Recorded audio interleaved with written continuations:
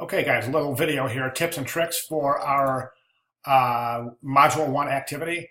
And this activity asks us to create adjustment layers for the images that we're going to use for our client. So supposing you're using Amethyst Bay as your client, you will be using these images for the magazine ad. And presumably they would be resort images. Somewhere, something like that, some sort of something that would be associated with the resort. So I'm not going to use resort images here, so I'm going to ask you to use your imagination a little bit. But at any rate, so what do we have? We have to demonstrate proper use of Photoshop tools, adjustment layers to create visually engaging photos. So adjustment layers means that they're fully editable, and I want to show you what I mean. Okay, so I'm going to create a couple of adjustment layers. This is all in Chapter 3, guys. Do not attempt this without reading Chapter 3 because you're going to be lost. And a lot of the stuff I'm talking about here is presuming that you have read Chapter 3 before you're viewing this video. Okay, so first thing I've done here is I'm going to come across, here's my image that needs adjusting. I'm going to do a tonal adjustment layer and a color adjustment layer. And as we can see right over here, here's our adjustment layer types. And we can see the first four, brightness, levels, curves, and exposure. Those are tonal adjustment layers. Vibrance, hue, saturation, color balance, and black and white. Those are color adjustment layers. The rest are special effects. We want to stay away from those for this project because we want this to represent realism for the client. Okay, so we come over here to demonstrate proper use of adjustment layers. Okay, so we're going to use adjustment layers to adjust the color and the tones in this image. Using adjustment layers means that the image will be fully editable. So the first thing I'm going to do here is check the resolution, of course, come across image. That's the menu across the top of the screen. Image, adjustments, I'm sorry, image size. And we can see that this is a 300 ppi image. So that's covered because it says full resolution. You're going to be adjusting to high resolution 300 ppi full color images. So the first thing you're going to do is check that resolution. This one is okay, it's at 300. Next thing I'm going to do is I'm going to duplicate my background layer. And I'm just going to take that and drag it right down here to this duplicate. And again, this is all in Chapter 3. So here's my background copy layer. What I'm going to do now is I'm going to create an adjustment layer for this. Now, if I come across that menu across the top and go to Image Adjustments, and I select one of these adjustments here, it's not going to be an adjustment layer. It will be an adjustment. It will adjust the image, but it won't be an adjustment layer, meaning it won't be editable. And we don't want that in Photoshop. In Photoshop, we want to maintain full editability. The name of the game in Photoshop is non-destructive editing. So everything we can do in Photoshop, we can do non-destructively. For example, this adjustment layer, we would come down here to the bottom of the layers panel, and we would select that this icon right here. It's the one that kind of looks like the yin yang, but it's half black, half white. So we select that, and we're going to come over, and I'm going to do a levels adjustment layer. Okay, so you can see there's my levels adjustment layer, and I can affect that, what's going on in the properties panel. So you got to make sure your properties panel is available too.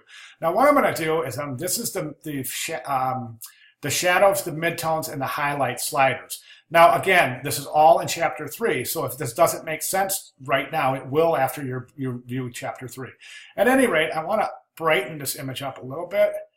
I also want to darken the shadows just a little bit, not too much. And then the highlights, I just want to bring the highlights up a little bit. Okay, that is a levels adjustment layer. Okay, so that's adjusting the tone of the image. So if we come over here and turn that off, you can see that it's fully editable. If the client doesn't like it, you can toss it and start over. It's fully editable.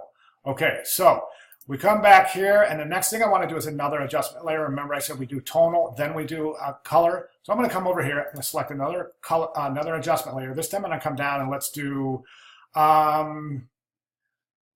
do color balance. Okay, so in this image, we can kind of take a look at the image and see where it's, I think it's a little too green. So we're going to bring some red back. We're going to get rid of some of that green right there. And then we're going to bring some of that yellow, some of that blue back in to get rid of those greens. Okay, so there's a color adjustment layer. Now you can see both adjustment layers are accounted for, and this image would be ready to submit. Now you would save this as a PSD. Do not flatten this image. I need to see these layers right here. Let me show you that process again using a different image. Okay, for this image, we need, remember, a tonal and an adjustment and a color adjustment layer. So let's come over here. First thing, check the image size, 300 ppi, that's good. Let's say okay. Let's come over here, duplicate our background layer. Now we can start working. I'm going to come over here to my adjustment layer. Let's go to levels. That's a tonal adjustment layer. Let's bring down those, let's brighten up the whole image a little bit. Okay, bring back some of the shadows a little, and then we'll just brighten up those highlights just a touch.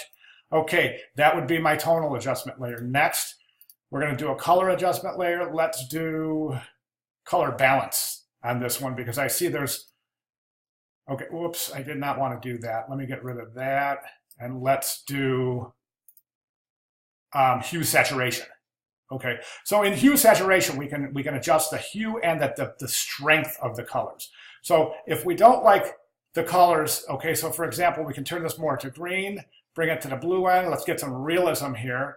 So I want to bring it right about here to get a good balance of color. And then saturation, you don't want it so oversaturated that it's going to affect the image. You don't want it so undersaturated that it's pushing grayscale.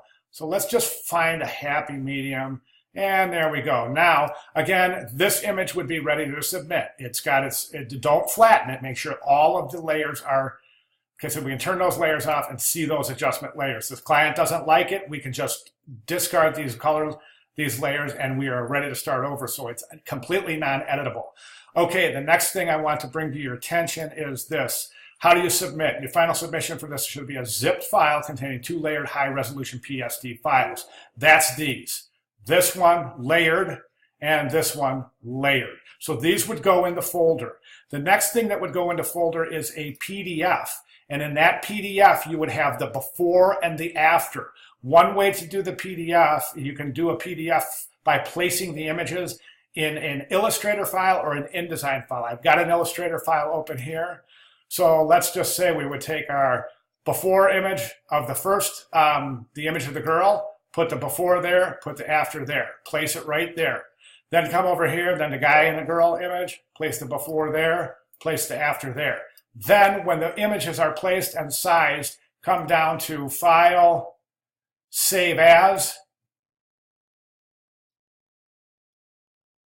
and right down here, you'll save this as a PDF, okay? And then in order to, then you would put that in the file, that PDF, you will go in the same file with those 2 Photoshop images, this one and this one, and you'll zip that file. Now on a Mac, to zip the file, you just right-click the file and say compress. On a PC, you have right here, this is page 157 in your book, shows you how to zip a file from, if you're using a PC. Okay, right here, Windows 7 and 8 users, it shows you exactly how to compress your file, okay? So those would be tips and tricks for activity for week 1, and that is the GRI 220 Module 1 activity. And don't forget, here's your rubric. So make sure you check this to make sure you're following everything so you can get the grade you deserve. All right, guys, there you have it. If you have any questions, let me know. Thank you.